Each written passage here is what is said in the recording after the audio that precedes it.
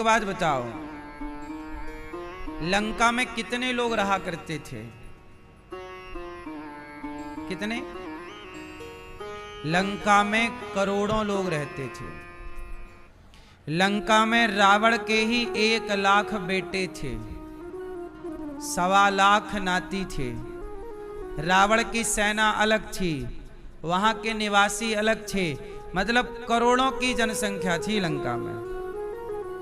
कितने लोग थे? जोर से। करोड़ों थे। लेकिन अच्छा, वो करोड़ों कैसे थे? वो करोड़ों रावण के सपोर्टर थे। करोड़ों लोग किसका सपोर्ट करते थे? गलत रावण का। लेकिन उन्हीं करोड़ों में एक विभीषण भी थे। उन्हीं करोड़ों में एक विभीषण भी थे, जो उसी लंका का आटा खाते थे, उसी लंका का पानी पीते थे, उसी लंका की हवा लेते थे। लेकिन वो रावण के अधर्म में सम्मिलित नहीं हुए, रावण के पाप में सम्मिलित नहीं हुए। जैसे करोड़ों लोग गलत कर रहे हैं, पर करोड़ों की गलती का प्रभाव विभीषण पर पड़ा। ये कथा ये बताना चाहती है कि आपके अगल बगल में कितने भी गलत लोग हों, तो कई बार आप विचलित हो जाते हैं कि सब गलत हैं, तो चलो हम भी वही करें। सब मांस खा रहे हैं, हम भी खाएं। सब दारू पी रहे हैं, चलो हम भी पिएं।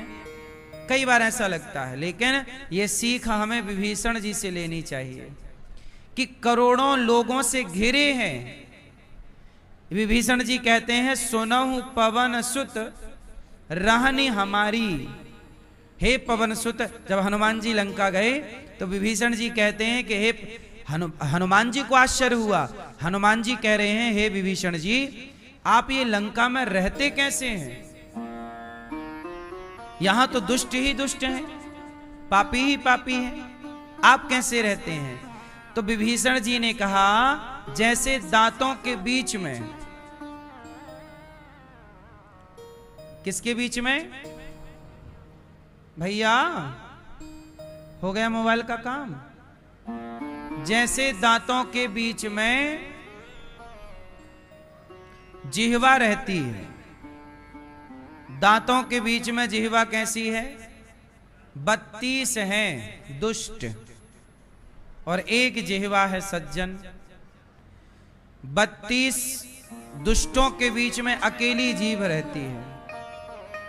अच्छा, आपकी जिह्वा जरा इस तरफ चली जाए, उस तरफ, तो दांत काट लेते हैं, जिह्वा को घायल कर देते हैं, है ना?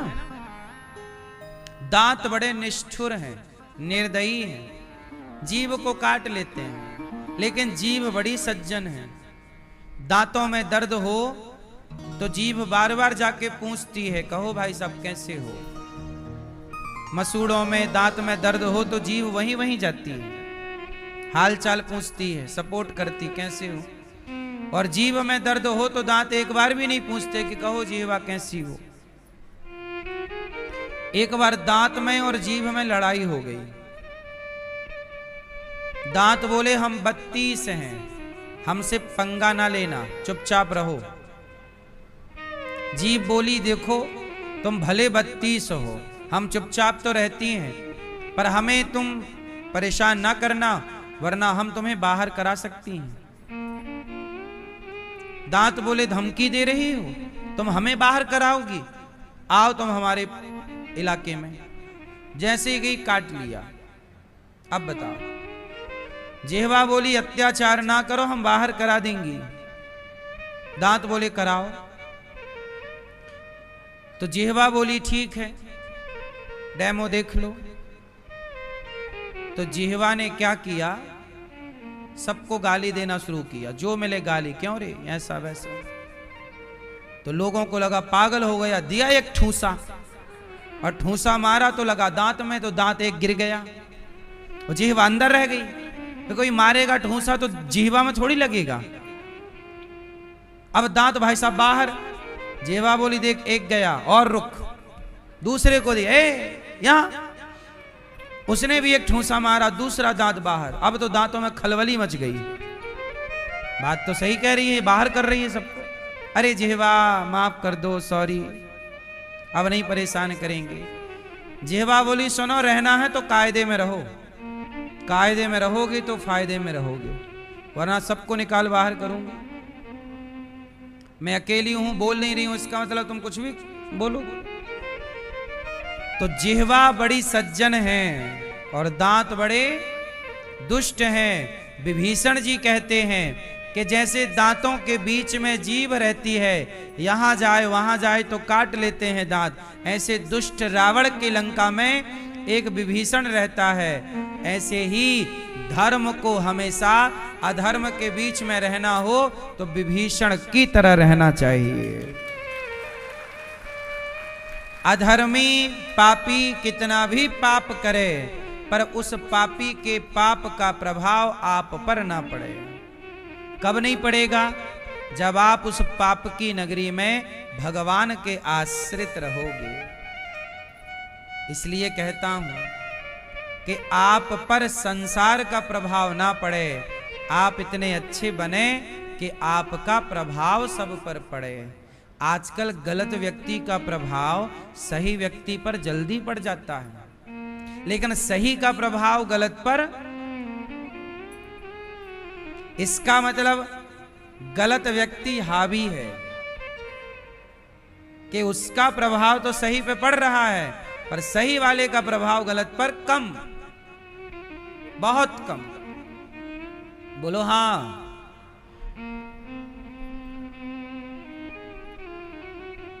इसलिए सत्संग करते रहोगे तो विभीषण जी लंका में भी बचे रहे, पाप से राम के आश्रित रहे। ऐसे ही हमें आज के इस कली काल में, आज के पापमय जीवन में हमें अपने आप को बचा के रखना चाहिए और भगवान की छत्र छाया में रहना चाहिए। और बचने का एक तरीका है सत्संग, भगवान का कीर्तन, भगवान की कथा, ग्रंथों का, रामायण का, गीता का स्वाध्याय। गीता रामायण पढ़ो, सत्संग करो और बचा हुआ समय काम करते हुए पैसे अपना कमाते रहो ईमानदारी से और जुड़े रहो धर्म से। भागवत जी में भगवान के दिव्य लीला का वर्णन है। भगवान जी भागवत जी में सारी लीला करते हैं। भगवान के 24 अवतारों की लीला भागवत जी में है। भगवान को किस तरह प्रणाम किया गया महात्म की कथा में।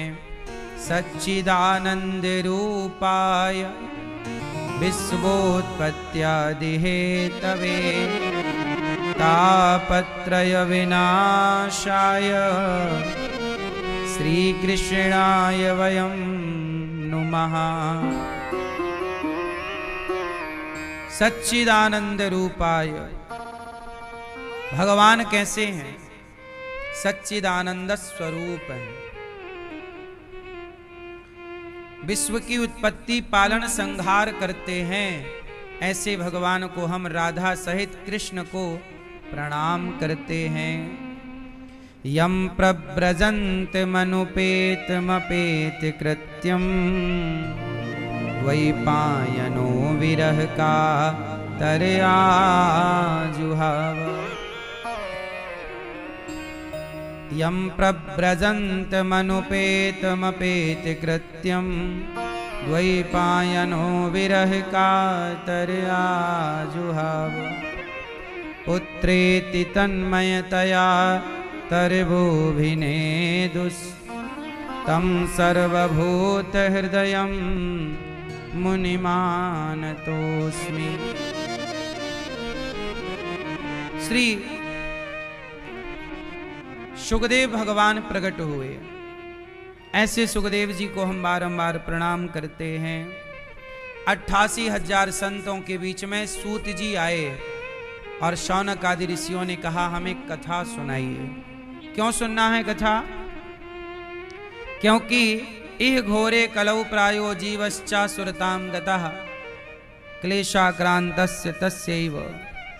इस कली काल में व्यक्ति आसुरी स्वभाव का हो गया है। सूत जी से कहा शौनक आदि ऋषियों ने हमें कथा सुनाइए और हमें से आसुरी वृत्ति से बचाइए, आसुरी प्रवृत्ति से बचाइए। कहा सुनो। एक समय क्या हुआ, सुखदेव जी राजा परीक्षित जी को भागवत सुना रहे थे। कहां सुना रहे थे? शुकताल। कि वहां देवराज इंद्र आए, देवताओं के राजा, और कहा कि सुखदेव जी ये स्वर्ग का अमृत हम लाए हैं, ये परीक्षित जी को आप पिला दीजिए, और परीक्षित जी को जो आप भागवत की कथा सुना रहे हैं वो मुझे सुना दीजिए। सुखदेव जी बोले परीक्षित जी सौदा यदि आपको सही लगे तो आप स्वीकार करो। ये कह रहे हैं कि स्वर्ग का अमृत ले लो और कथा का अमृत हमें दे दो, कर लें अदला बदली। एवं विनिमये जाते सुधा राज्ञा प्रपीयताम, कर लें। तब परीक्षित जी ने कहा ना, मुझे स्वर्ग के अमृत का कोई लोभ नहीं है। अच्छा सुनिए, परीक्षित जी को 7 दिन में मरने का शाप लगा है। परीक्षित जी कौन है? अभिमन्यु के बेटा। परीक्षित जी को 7 दिन में मरना है, ऐसा शाप लगा है। शाप क्यों लगा? एक संत जी का अपमान कर दिया उन्होंने, एक साधु जी के गले में मरा हुआ सांप डाल दिया।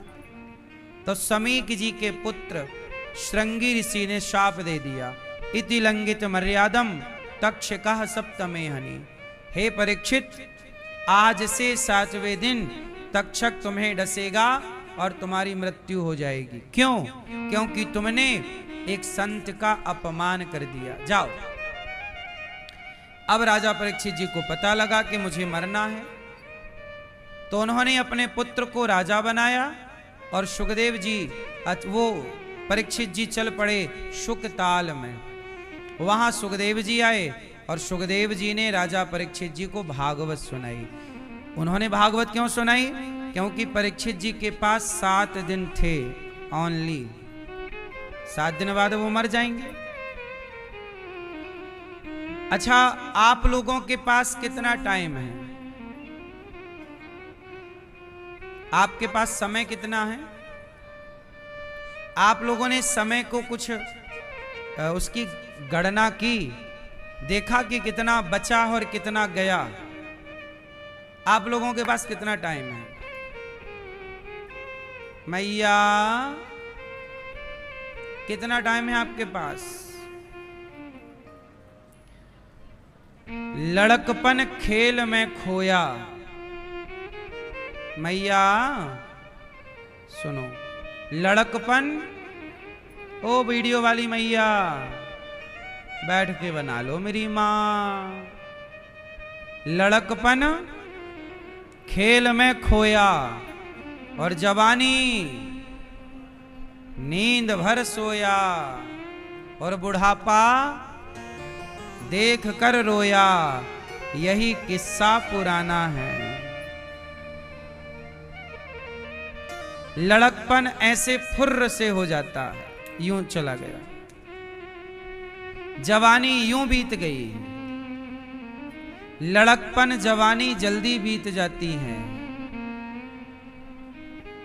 जल्दी नहीं बीतता तो बुढ़ापा है जो जल्दी नहीं बीतता। बोलो हाँ। आपने लड़कपन में छोटे छोटे बच्चों को 2 साल बाद देखना, बदले मिलेंगे। जवानों को देखना 2-4 साल में वो थोड़ा बदल जाते हैं, स्वरूप बदल जाता है, रंग रूप। लेकिन एक टाइम बाद, बुढ़ापे के बाद व्यक्ति स्थिर हो जाता है। परिवर्तन तो होता है पर फिर इतना सूक्ष्म कि वो जल्दी से समझ नहीं आता। बोलो हाँ। तो जल्दी समाप्त ना होने वाला कोई है तो बुढ़ापा। लड़कपन जल्दी चला जाता है, जवानी भी जल्दी, और बुढ़ापा थोड़ा टिकता है। अब मुझे आप लोग बताओ कि लड़कपन तो आपका गया कि है? जवानी है कि गई? है? कुछ लोगों की है, कुछ लोगों की गई। लड़कपन गया, जवानी है कुछ लोगों की, कुछ की गई। अब क्या बचा? बुढ़ापा। इसका मतलब है कि आपका जीवन धीरे धीरे बढ़ रहा है कि घट रहा है? क्या हो रहा है? जीवन बढ़ रहा है कि घट रहा है? आपकी उम्र बढ़ रही है कि घट रही है? हैं?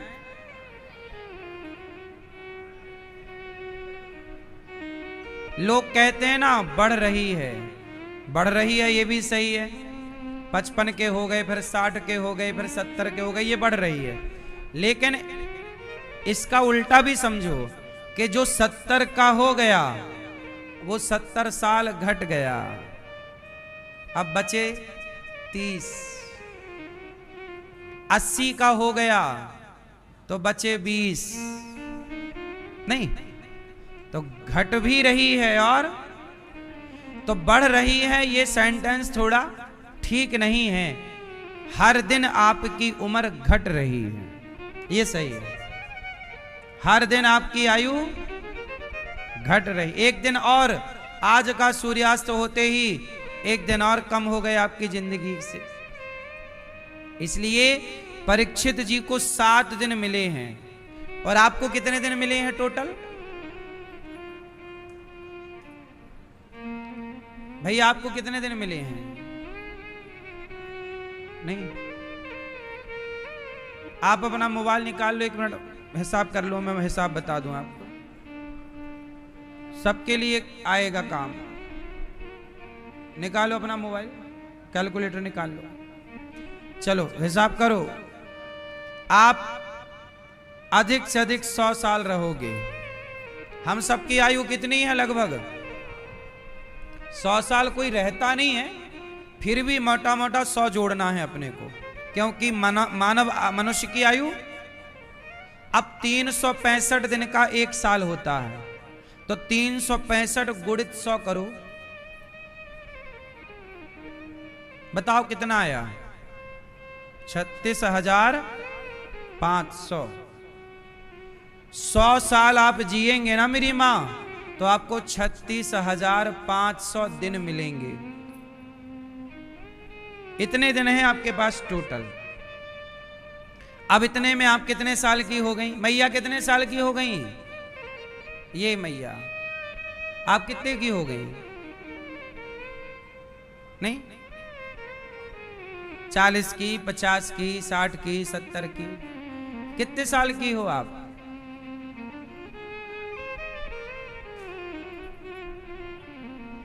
मैया आप कितने साल की हो? ये चश्मा वाली मैया, ये 60। ये मैया 60 साल की हो गई। 60 गुणित 365 निकालो।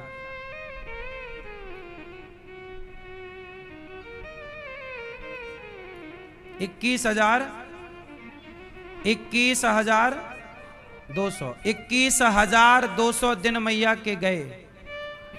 900, चलो 22,000 समथिंग कर लो। 22,000 दिन मैया के गए।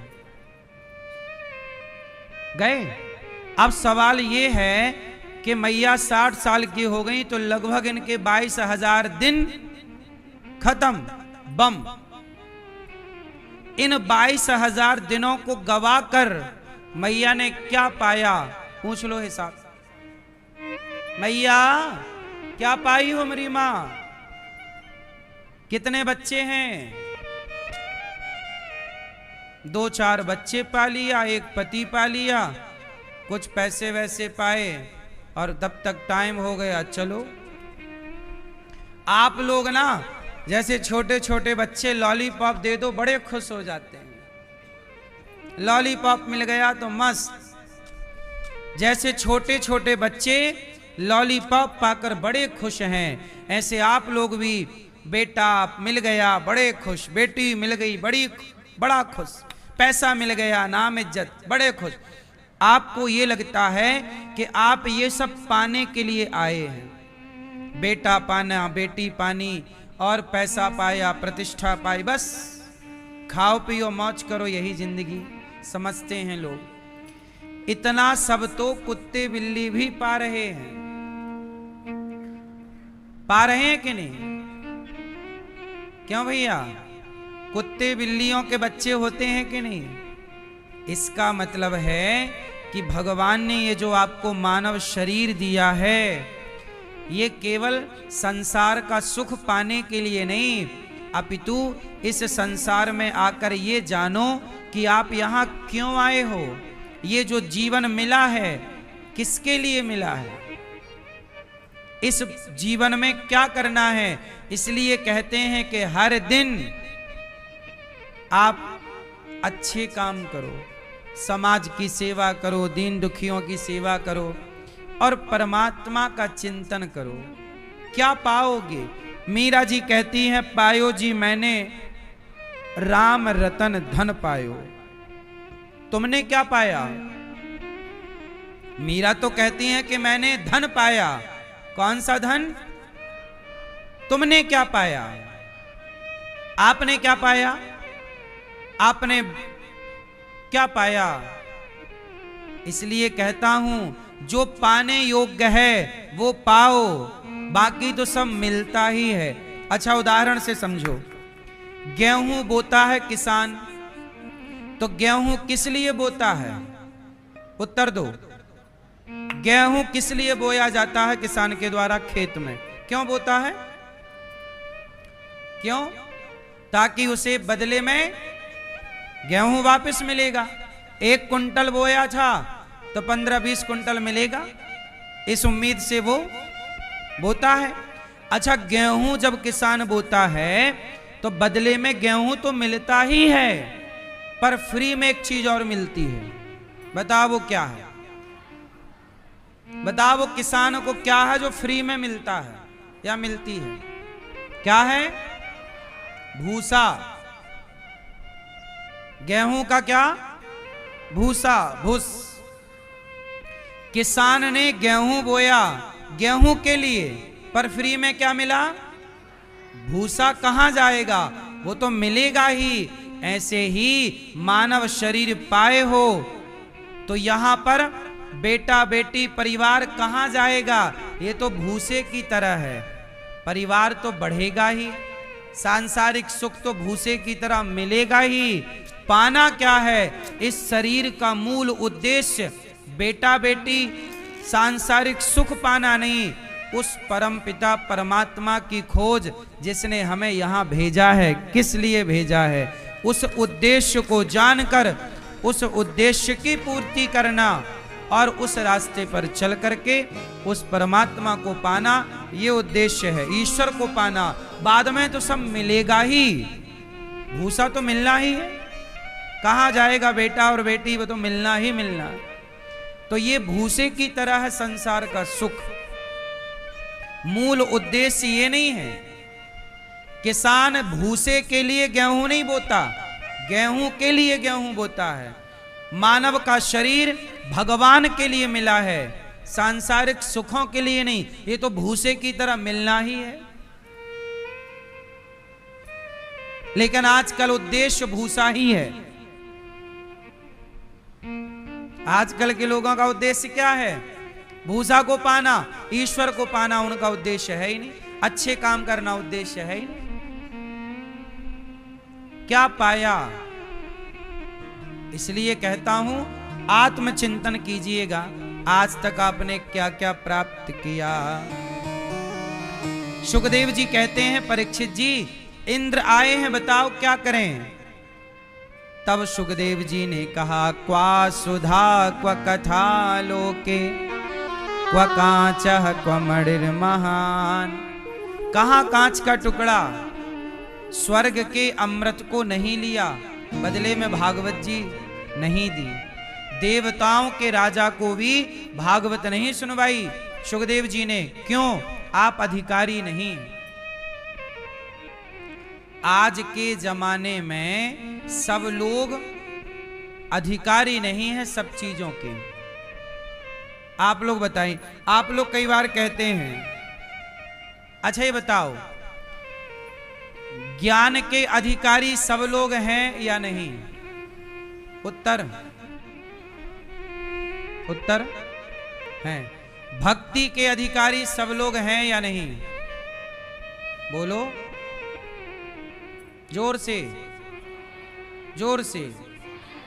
ज्ञान के अधिकारी सब लोग हैं, हां या ना? ज्ञान के अधिकारी यदि सब लोग हैं तो ईरान को अमेरिका परमाणु क्यों नहीं बनाने दे रहा है? ज्ञान के अधिकारी सब हैं तो ईरान को परमाणु बनाने का ज्ञान मिल गया, उनके वैज्ञानिकों ने पा लिया। अब अमेरिका और ईरान की यही तो लड़ाई है। अमेरिका कहता है तुम परमाणु नहीं बनाओगे, इजराइल कहता है तुम परमाणु नहीं बनाओगे, और ईरान कहता है मैं बनाऊंगा। इसी बात की क्या चल रही है? लड़ाई चल रही है। यदि ज्ञान के अधिकारी सब हैं तो ईरान ने परमाणु की टेक्नोलॉजी पाली तो बनाने दो ना भाई उसको, फिर क्यों रोका जा रहा है? क्यों रोका जा रहा है? क्यों? क्योंकि ज्ञान यदि सबको हो जाएगा, जैसे पाकिस्तान ने परमाणु बना लिया तो अब वो रोज धमकी भारत को देता है पटक दूंगा। गलत व्यक्ति के पास यदि शक्ति लग गई तो वह उसका दुरुपयोग करेगा। इसलिए सनातन में हमारे शास्त्रों को संस्कृत भाषा में लिखा गया।